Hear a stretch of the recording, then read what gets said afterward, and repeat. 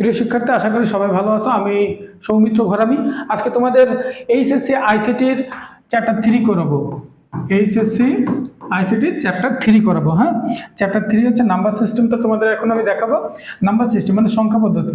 সংখ্যা পদ্ধতি কয় প্রকার? দুই প্রকার। এক হচ্ছে পজিশনাল, দুই হচ্ছে নন পজিশনাল। তোমরা কি লক্ষ্য করেছো এখানে একটা নন আছে, মানে এর কোনো প্রকারভেদ আসলে নেই। এর কিছু চিহ্ন সিম্বল আমরা আলাদাভাবে ব্যবহার করি, কিন্তু আসলে স্পেশালি কোনো প্রকারভেদ নেই। আর পজিশনাল সংখ্যা পদ্ধতি মূলত হচ্ছে কয় প্রকার তোমরা কি কেউ জানো? পজিশনাল সংখ্যা পদ্ধতি হচ্ছে 4 প্রকার। দশমিক, এক হচ্ছে দশমিক। দশমিকের এর বেস ভিত্তি কত? দশমিকের বেস ভিত্তি হচ্ছে 10। দুই হচ্ছে কি? দুই হচ্ছে বাইনারি। এই বাইনারির বেস ভিত্তি কত বলো তো? বাইনারির বেস ভিত্তি হচ্ছে 2। তারপর হচ্ছে কি? অক্টাল। অক্টাল কি তোমরা চেনো? অক্টালের বেস ভিত্তি হচ্ছে 8। তারপর হচ্ছে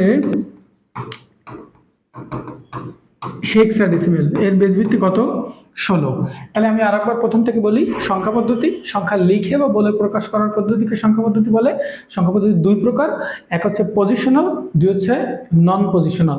ঠিক আছে, এবার পজিশনাল হচ্ছে যে সংখ্যা পদ্ধতিতে নিজস্ব বেস ভিত্তিক স্থানীয় মান রয়েছে তাকে পজিশনাল সংখ্যা পদ্ধতি বলে।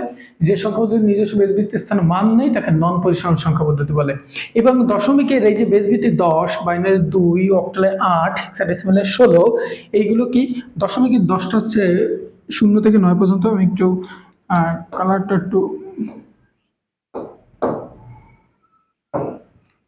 এটা হচ্ছে 0 থেকে 9 পর্যন্ত। বাইনারি হচ্ছে 0 আর 1। অক্টাল হচ্ছে 0 থেকে 7 পর্যন্ত। হেক্সাডেসিমেল হচ্ছে 0 থেকে 9 আবার এ থেকে এ পর্যন্ত। এইটি হচ্ছে আমাদের সংখ্যা পদ্ধতির প্রকারভেদ।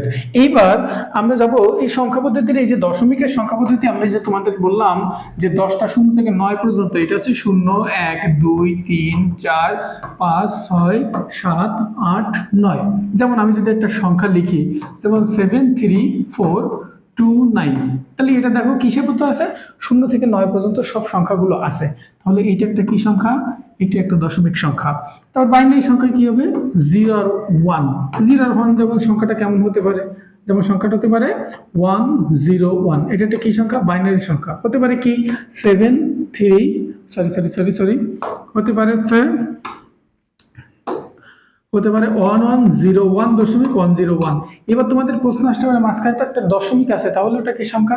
আসলে দশমিক আছে ব্যাপারটা সেটা না, এই ডিজিট গুলো কি আছে, অর্থাৎ 0, 1। তাহলে এটা হচ্ছে বাইনারি সংখ্যা। অক্টালের সংখ্যাগুলো কি কি? 0 থেকে 7 পর্যন্ত। 0, 1, 2, 3, 4, 5, 6, 7। এখানে আছে কত থেকে? 0, যেমন আমি 7, 3, 4, 7, 1। দেখো তো এখানে কি 7-এর বেশি কি আছে? তোমরা লক্ষ্য করেছো এখানে 7-এর বেশি কিন্তু নাই। তাহলে এটা হচ্ছে একটা অক্টাল সংখ্যা। তারপরে 7, 0, 5, 1, 0, 1, এটা একটা কি সংখ্যা? এটাও একটা অক্টাল সংখ্যা। হেক্সাডেসিমেলের সংখ্যা পদ্ধতি গুলো কি কি? হেক্সাডেসিমেল সংখ্যা হচ্ছে 0, 1, 2, 3, 4, 5, 6, 7, 8, 9। তারপরে কি আছে? এ আছে, বি আছে, সি আছে, ডি আছে, ই আছে, এফ আছে। তারপরে এই যে এর মান কিন্তু 10, বির মান কত? 11, সির মান কত? 12, ডির মান কত? 13, ইর মান কত? 14, এফ এর মান কত? 15। এই হচ্ছে আমরা শিখলাম হচ্ছে সংখ্যা পদ্ধতির বেসিক ক্লাসটা 15। ওকে, সংখ্যা পদ্ধতির বেসিক ক্লাসটা হচ্ছে এই। তোমরা কন্টিনিউ আইসিটি ক্লাস এবং অন্য সাবজেক্টের ক্লাস পেতে আমাদের পেজের সাথে এবং আমাদের ইউটিউবের সাথে যুক্ত থাকতে পারো। সবার জন্য অনেক শুভকামনা। পরবর্তী ক্লাসে আবার দেখা হবে। বাই।